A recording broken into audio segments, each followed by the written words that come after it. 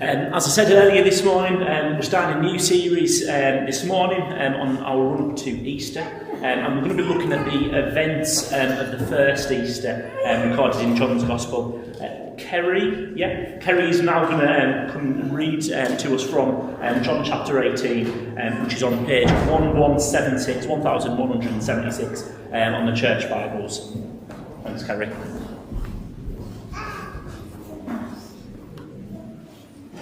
Give you a minute to turn that up if you're flipping through. Page 1176, just at the top of the page, chapter 18.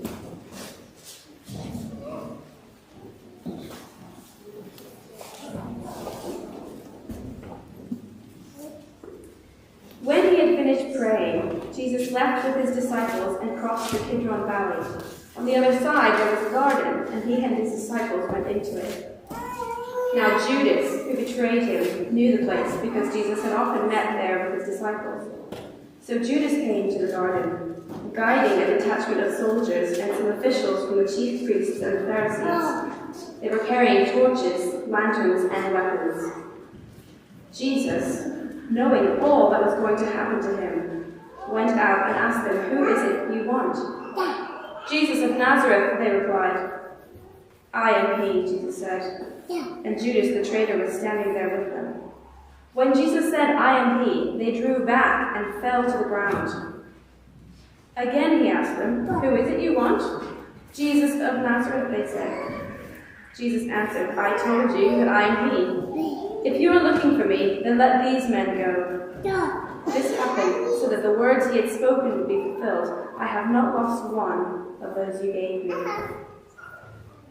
Then Simon Peter, who had a sword, drew it and struck the high priest's servant, cutting off his right ear. The servant's name was Malchus. Jesus commanded Peter, "Put your sword away. Shall I not drink the cup the Father has given me?" Then the detachment of soldiers with its commander and the Jewish officials arrested Jesus. They bound him and brought him first to Annas, who was the father-in-law of Caiaphas the high priest that year. Caiaphas was the one who had advised the Jewish leaders that it would be good if one man died for the people. Simon Peter and another disciple were following Jesus. Because the disciple was known to the high priest, he went with Jesus into the high priest's courtyard, but Peter had to wait outside at the door. The other disciple, who was known to the high priest, came back, spoke to the servant girl on duty there, and brought Peter in. "You aren't one of this man's disciples too, are you?" she asked Peter. He replied, "I'm not." It was cold, and the servants and officials stood around a fire they'd made to keep warm. Peter also was standing with them, warming himself. Meanwhile, the high priest questioned Jesus about his disciples and his teaching. "I have spoken openly to the world," Jesus replied. "I always taught in synagogues or in the temple, where all the Jews come together. I said nothing in secret. Why question me? Ask those who heard me. Surely they know what I said." When Jesus said this, one of the officials nearby slapped him in the face. "Is this the way you answer the high priest?" he demanded. "If I said something wrong," Jesus replied, "testify as to what is wrong. But if I spoke the truth, why did you strike me?" Then Annas sent him bound to Caiaphas the high priest. Meanwhile, Simon Peter was still standing there warming himself. So they asked him, "You aren't one of his disciples too, are you?" He denied it, saying, "I am not." One of the high priest's servants, a relative of the man whose ear Peter had cut off, challenged him, "Didn't I see you with him in the garden?" Again, Peter denied it, and at that moment a cock began to crow. I wonder how things have been going for you this week. We often lead busy lives. Maybe your life's not that busy, maybe it's been a slow week, but many folk lead busy lives. If you have school-aged children, it's just 2 weeks now to the Easter break. Can you believe that? Just 2 more weeks of school.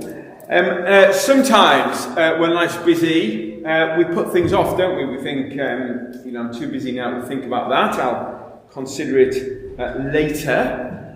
We don't ponder things always. Sometimes we're busily off to the next thing. Sometimes we put off things that are important. I was just reading something, I think in the paper, about the importance of thinking about a pension for your retirement when you're in your 20s. But of course, when you're in your 20s, you don't really want to think about pensions and retirement. But not doing so might mean that you're poorer in your retirement. And actually not thinking about it is, or not doing anything about it, is the same as sort of deciding, no, I'm not going to save for my retirement. But you haven't actually given it any thought. You just sort of, by default, that happens. Well, why am I talking about that? Well, Easter's almost upon us, as I said. In a couple of weeks, schools will finish. And we're going to spend the next few weeks, Nathan's already flagged this up, we're going to spend the next few weeks thinking about that very first Easter. We're going to spend a bit longer doing that this year than sometimes we've done in other years. So we're given a good few weeks to looking at the end of John's Gospel, to the events around the first Easter as recorded for us by John. And we're doing that because we think these things are important. We're going to give a bit of time to pondering, to considering them. And we're not going to just get to Easter, think about Easter on Easter Sunday and then busily rush on. We're going to spend a little while doing it. So you might think, you might have thought as we heard the reading, oh, I know this one. This is one of the better known bits of the Bible. It's all about Jesus being arrested, wasn't it? And but I think I want to say, we might think, I know this one, but do we? So we're going to dive in and look at what's going on here in John 18. Now, you might find it useful to have that open in front of you. It's page 1176. If you're using one of the church Bibles, I will be referring to quite a few of the verses in there. And we're going to move around a little bit in the passage, so you might find it helpful just to have that open in front of you. That's a good thing to do in church, I think, anyway, because if someone at the front is telling you the Bible says this, I think it's great to be able to just check out that what they're telling you is right, isn't it? And just look and think, well, is it telling me that? Oh. Because if it's not, and they're telling you it does, that's worth knowing, isn't it? There's two things that I want us to see this morning, and they're both things that John's going to show us. I think he's going to show us two responses to pressure, and we're going to see actually what's really going on, or some of the detail of what's going on here, sort of beneath what we see on the surface, if you like.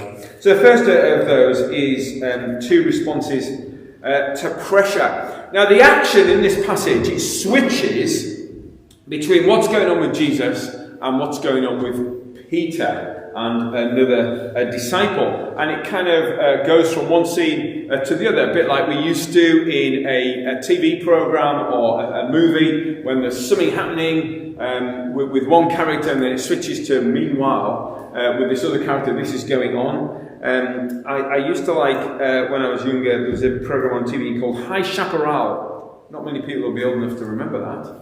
Some people will. But it's all about cowboys, and the boys from the farm will be off doing something, and it'd be like, meanwhile, back on the ranch, this was happening. And it's a bit like that. So there's things are happening in a couple of different places, and we're switching between the two. Now, John, who's writing this, the gospel writer, is a master at writing, and he gives us a fantastic contrast between what's happening with Jesus and what's happening with John. So I'm going to go through a few of these contrasting things.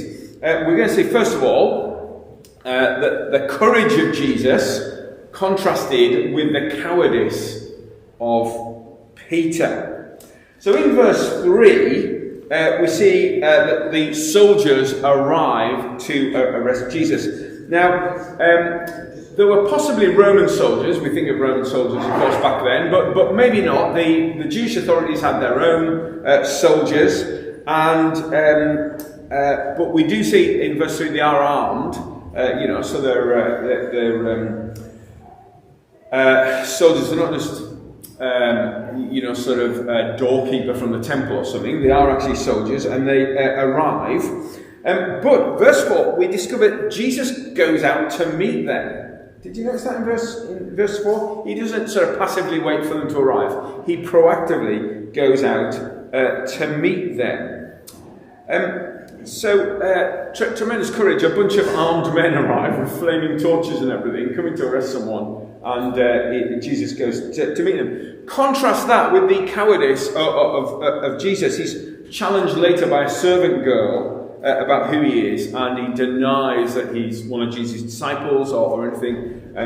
Tremendous cowardice. Now you might say, oh well, isn't Peter brave here? Because at one point he whips out a sword and he's swinging his sword around. Although we discover he's not quite Zorro, is he? He probably has a swing at somebody's head and manages to take off their ear.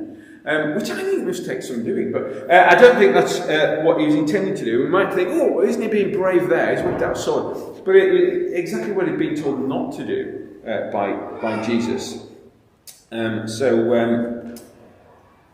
we've got the courage of Jesus, and then we've got Peter. Well, he's a real mixed bag, but he's not very courageous when he's challenged by this servant girl. Then we've also got Jesus being very truthful, and Peter, well, not so much. In verse 25, we get Peter again denying that he knows Jesus. In contrast, Jesus, when he's questioned, he just tells the truth. He is being asked about what he's been teaching and everything. He says, well, it's all public knowledge. You know, it's been out there. I haven't been doing these things in secret. You can check out with those who heard me what I've been saying. So Peter denies a second time in verse 25 that he is one of Jesus' disciples. And then the very next verse, verse 26, he does it again. And this time the person questioning is a relative, we're told, of Malchus. That's the guy who nearly lost the ability to wear glasses when he lost his ear. But so a relative of that guy, although Jesus had sorted that out. It's not recorded for us in John, but in one of the other Gospels we hear that Jesus, it's his last miracle that he does actually in restoring this guy's ear. But Peter, when challenged again by this relative of that guy, again says for the third time he doesn't know Jesus, or he's not a follower. I wonder if there's some way that we feel we're a bit like Peter. Sometimes we're a bit cowardly. Sometimes we're tempted to not be as clear as we might be. We might be tempted in this very same thing, to not be honest about the fact we're a follower of Jesus. Or if somebody says at work on Monday, what were you doing over the weekend? Well, one thing you were doing was you were in church on Sunday morning. I know that because I can see you. But you might choose to talk about lots of other things you did over the weekend and not mention church. Now, that's not lying, is it? But if you always do that, and you never talk about church, you never talk about these things. So there might be some way that we need to step up our game a little bit. We might need to step up in some other way. Maybe there's some ongoing sin that we need to deal with. Maybe stepping up for somebody here is find out a bit more about baptism. I mentioned it earlier. That might be the next step for you, so to speak. Anyway, we've had the courage of Jesus, the cowardice of Peter. We've had Jesus' truthfulness. Peter, we've seen not really being truthful at all. We see Peter has been dealt with pretty fairly. The people challenging him, they've got a point, haven't they? Jesus is, in contrast, treated very badly. In fact, in answer to one of his responses in verse 22, he gets a slap.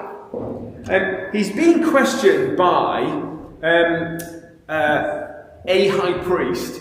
I don't know if you noticed as it was read for us, there's two high priests mentioned. You think, well, which one? Is one higher than the other? What's going on with the high priest? The answer to that quandary is that the Jews considered if you got the job as high priest, it was a job for life. But the Romans, who were kind of running Judah at that time, they'd kind of fallen out with the previous high priest. So they said he couldn't be high priest anymore. And they installed a few different people to be high priests. But many of the Jews still considered the other guy, because he hadn't died, he was the high priest. So that's why you get sort of two people who can be called high priest at the same time. They're actually related as well, these two people. Anyway, but he's questioning Jesus. One of the guards doesn't like Jesus' answer and slaps him. So you get Peter, who's been dealt with pretty fairly. He's just been asked a question. He's crumbled and denied it. Jesus is being treated very badly, but he doesn't crumble. And then there's another contrast, and it's to see this, we've got to go back a few chapters to John 13. I've got it on the screen for us, I think, John 13, verse 38. Where Jesus earlier said, in answer to something Peter had said, "Will you really lay down your life for me? Very truly, I tell you, before the cock crows, you'll disown me 3 times." So Peter had overpromised earlier that he was prepared even to lay down his life for Jesus. But Jesus was the one that correctly predicted what was going to happen, because he does deny him 3 times. So you see yet another contrast between the two of them. Peter overestimating his own ability when the pressure comes. Now, you might think, as you read all this, why has John included all this? Why has he included this? Peter, by the time John's writing this, Peter is a great leader in the early church. He's one of the most famous of Jesus' followers. He's supposed to be somebody to look up to. And here he is, we get this picture painted of him, which is not that favourable, isn't it? He looks weak. He looks flawed. Seems to be making some choices that are pretty poor choices. But I think it's here because Peter's just like us. He's just like us. And if you or I had been there, do we honestly think we'd have been any different? I don't know, it's difficult to know, isn't it? But I think we would have felt the pressure he felt very strongly as well. But I think there's a second reason that it's here, or a second reason why I'm thrilled it's here anyway. It's a great comfort to know that when we read in the New Testament that Jesus loves humans, he loves humanity, he loves us, he really knows what we're like, doesn't he? Jesus is under no illusions about how weak, how frail, how flawed humans are. It's a great comfort that Jesus loves us even though he knows all our flaws. Well, that was the first thing I wanted us to see. 2 responses under pressure. But there's a second thing, and we'll spend a little bit more time on this. John shows us what's really going on. So we're going to look, like with a microscope, a little bit into some of these verses to see what's going on. You might say, well, it's easy to see what's going on, Peter. Jesus gets arrested. That's what this bit's about. Yes. But John is a master writer, and he includes some brilliant details for us. I think one of the reasons he's able to do that is I think he's an eyewitness of what's going on here. I think John is in verse 15. It doesn't say it's John, but I think I think there's strong reasons to believe it is. Verse 15, Simon Peter and another disciple were following Jesus. I think John is this other disciple. John doesn't mention himself in his gospel, but he often puts in another disciple who's unnamed, who's probably him. And I think there are some good reasons to think it might be John. But there are some details here that feel like eyewitness details. In verse 18, it talks about Peter warming himself by a fire. There's a fire being lit in the courtyard. Some people are warming themselves. And we lose it in English, but in the original, it says that the fire is a charcoal fire. It's not some logs or something, it's charcoal. Well, that's a kind of eyewitness type detail, isn't it? We don't really need to know that, but you'd have to be really to know it's a charcoal fire, not some other kind of fire. But anyway, that's not really what we need our microscope for, to know what kind of fire was it, is it? But let's dig in. There's some detail here that we may miss, which I think is useful. Let's go back to verse 1 of chapter 18. So it's page 1176, top of the first column. When he'd finished praying, Jesus left with his disciples and crossed the Kidron Valley. So Kidron Valley is just outside Jerusalem. Now, just to help us understand what is going on here in this little detail John includes, imagine I told you this. Imagine I said, there's several thousand Ukrainians who've escaped Ukraine, and they're now all on a beach in northern France, just outside a town called Dunkirk, and the government are calling for anyone with a small boat that's big enough to be able to make the crossing over the channel to go with their boat. We're going to cross over to the beach and try and rescue all these people off the beach. Now, if you're British, and maybe if you're not British as well, you might say, oh, that sounds a bit like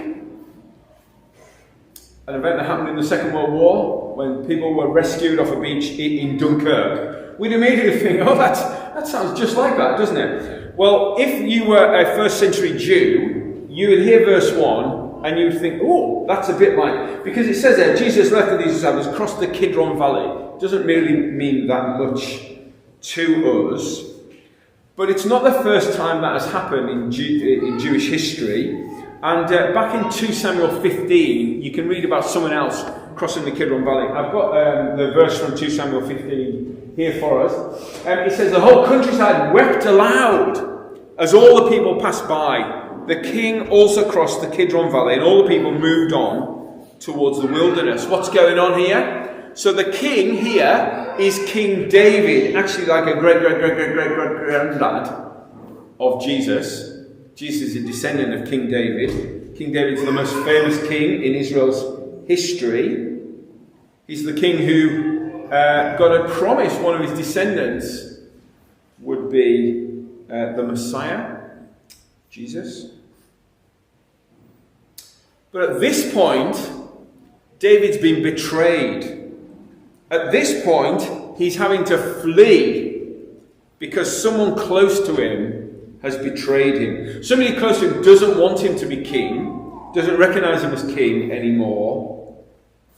And David and some others are having to flee. And they flee across the Kidron Valley, and people all around see what's happening, and they weep. They think it's a tragedy. And John is certainly, I think, dropping in a little comparison here for us. Just as we would hear that Dunkirk thing and think, oh yeah, it's a bit like that, isn't it? I think the first century Jew would hear this and think, oh, that's a bit like once before when someone was betrayed and crossed this valley. Once before when someone was rejected as king, not recognised as king. But John's going to show us more.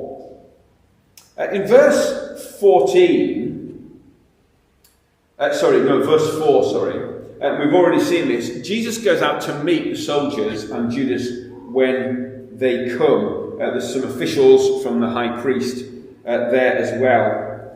He goes out to meet them. He sort of puts them on the spot and makes them admit what they're doing, because he says to them, who is it you want, in verse 4. Verse 5, they say, Jesus of Nazareth. And in verse 6, second part of verse 5, I am he, Jesus says. But the thing is, in the original, the word he isn't there. It's added for us in English, so it makes more sense in English. But the word he isn't there. So, who do you want? Jesus and others, they say. Verse 8, Jesus answered, I told you, I am. I am. Now that's something else that rings bells if you're a first century Jew. Because I am is the name or the term used for God, or how God describes himself in the Old Testament. Now you might think, well, you're going a bit far here, Peter, aren't you? Because he just says, I'm here, it's me. You're looking for him, it's me. But look what happens.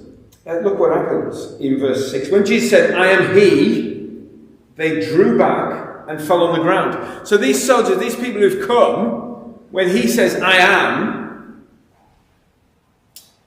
they go back. They actually fall down.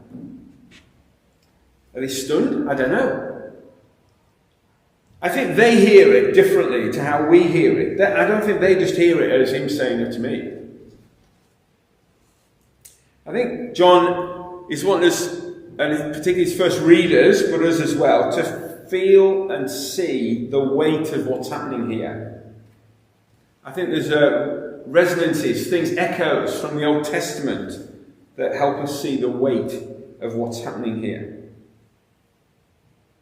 But there's more. There's more. Now, where is all this happening? Well, we might say, well, it's in the Garden of Gethsemane. Look at verse 1 with me. It says, when they finished praying, Jesus left with his disciples, crossed the Kidron Valley. We've seen that. On the other side, there was a garden, and he and his disciples went into it. Now, did you know that the phrase Garden of Gethsemane, which we often mention in the Easter story, doesn't actually appear. That doesn't appear in the New Testament. Other Gospels call this place Gethsemane.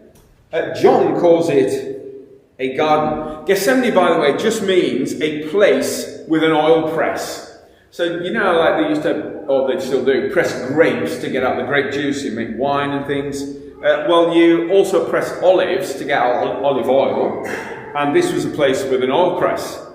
It was also a garden, we're told. But that's what Gethsemane means.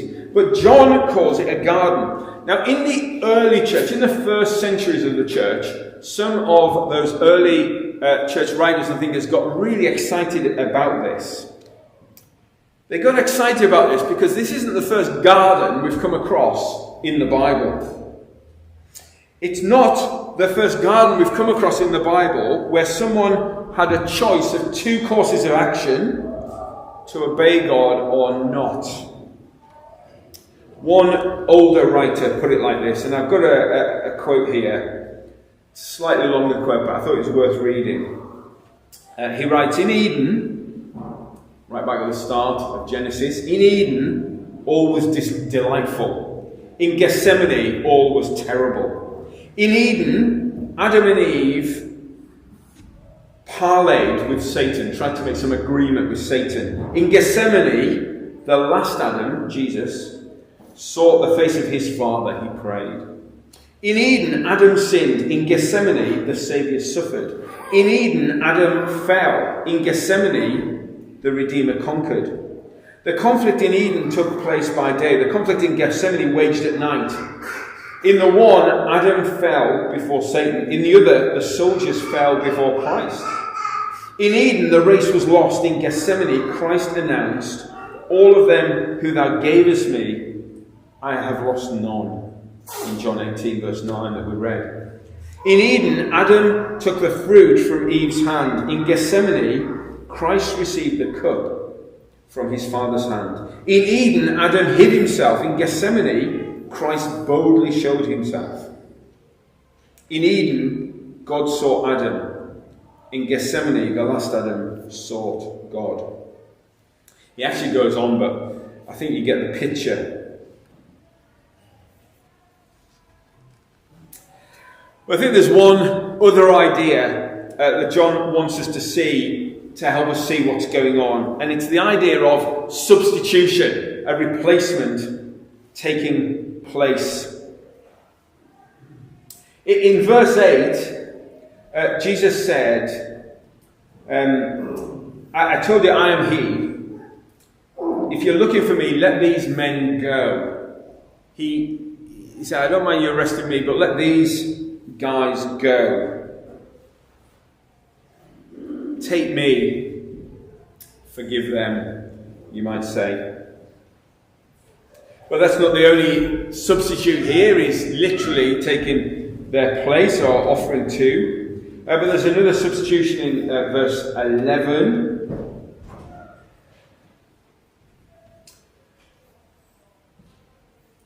He said, put your sword away, Peter, swinging it around. You know, you're going to put someone's eye out or take their ear off. Put your sword away. Why? Shall I not drink the cup the Father has given me? Well, what's going on there? What's he on about? What's he on about? Well, what is this, cup? Well, it's one of two cups that are spoken of often, actually, in the Bible. One cup is the cup of salvation. I'll give you an example. In Psalm 116, we've got it on the screen, I think. 116 says this, I will lift up the cup of salvation and call on the name of the Lord. So there's a kind of poetic language.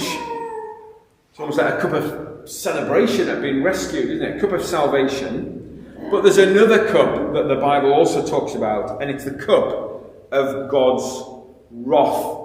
And that's the one he's talking about here. Earlier, Jesus had talked about this. It's recorded for us in Matthew 26. I think I've also got that on the screen just here. Where Jesus, in this same garden, goes a little bit further, falls on his face to the ground to pray, and he prays, my Father, if it's possible, may this cup be taken from me, yet not as I will, but as you will. The cup of God's wrath, his right and just wrath against sin and its consequences. But now, here, recorded for us in John, Jesus' mind is fixed. He is going ahead with it. Why? Well, he's going to be a substitute. A substitute for you and me. Everyone who's ever lived has to drink from one of these cups. And he is going ahead with the cup of wrath, so that those who trust in him can drink the cup of salvation.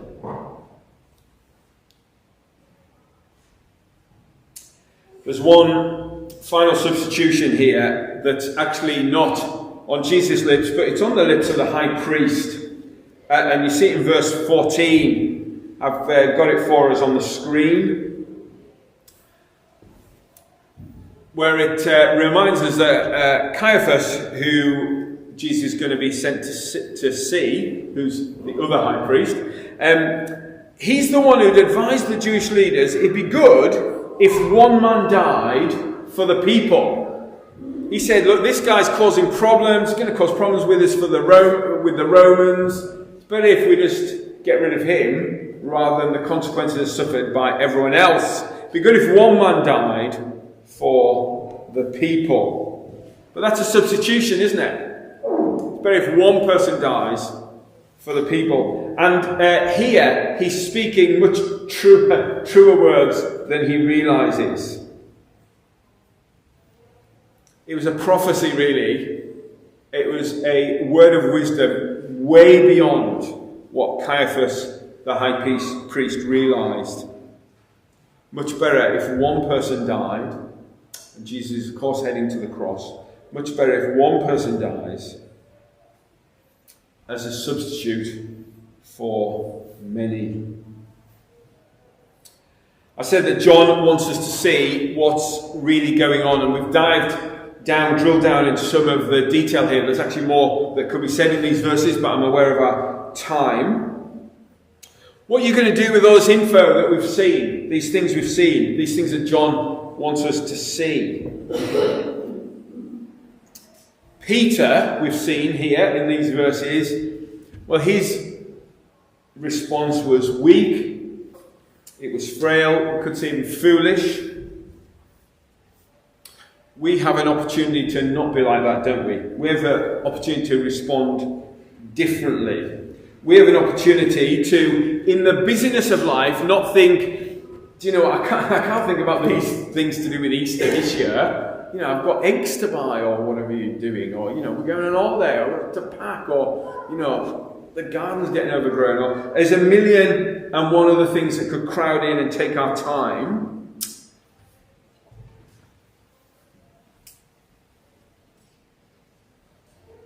But I think John would want to say to us, consider Christ. Think about Christ. Think about, ponder, wonder at that first Easter. We're actually going to sing a song now that asks us to do that very thing. It actually is called Consider Christ. Could we have the first verse? Consider Christ. Why? He's the source of our salvation. He's what makes the cup of salvation possible rather than the cup of wrath. He's taken the penalty for me. Sounds like a lot of football things, doesn't it? Substitution, penalty. But he's taken the penalty what I deserve, the consequences of my sin, the punishment I deserve. He's substituted in my place because of his death on the cross. But then the song goes on to say something else. It talks about a response to this. So it's asking us to consider it, but the response it talks about is this. That we might say to God, take my life, renew and change me. Because we're all a bit like Peter, but it's really a prayer to not be, isn't it? I want to be renewed, I want to be changed. I want to step up. I don't want to deny Christ. I don't want to be foolish about Christ. Having considered what he's done, I want the cup of salvation, not the cup of wrath. I want him to be a substitute for me. It's brilliant. Well, let's stand and sing this song, but really we can sing it as a prayer, and that might be true for some of us as we sing it. Take my life, renew and change me. Thank you.